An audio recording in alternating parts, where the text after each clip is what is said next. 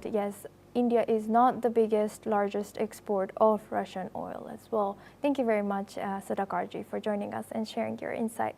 Now we move on to next news.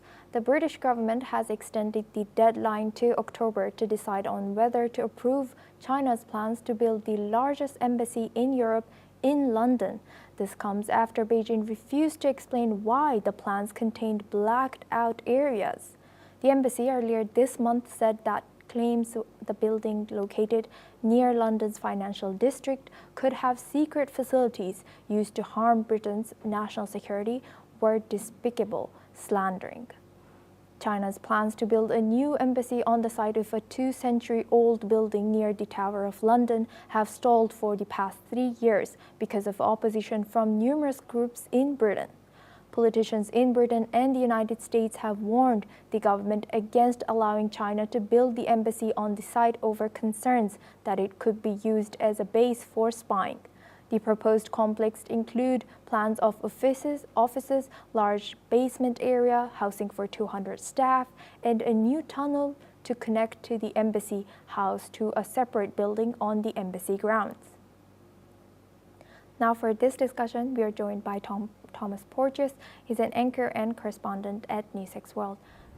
Thomas, thank you for joining us. What more can you tell us about this news? Well, yes, Asuma, let's just go into a bit of background about this proposal by the Chinese government.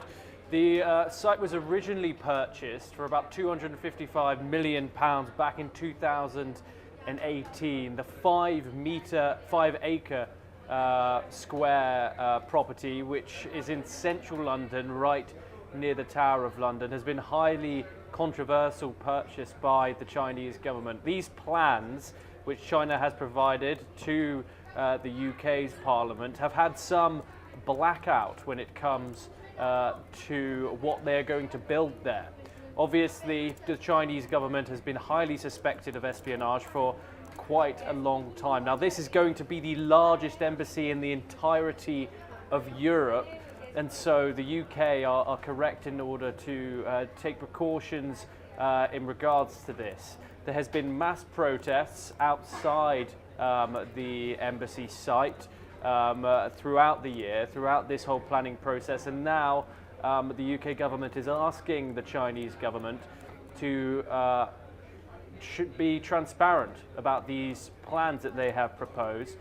China have refused so far to unblack out these plans that they have given to the UK government. Of course, China, not a severe adversary to the United Kingdom, however, they are known for their espionage activities throughout the Western world, and so that has raised suspicions there. We will, of course, continue to bring you more updates on this developing story as we get them, and especially in October when that deadline runs out once again. Thank you very much, Thomas, for sharing that insight. Now, this is all we have time for. We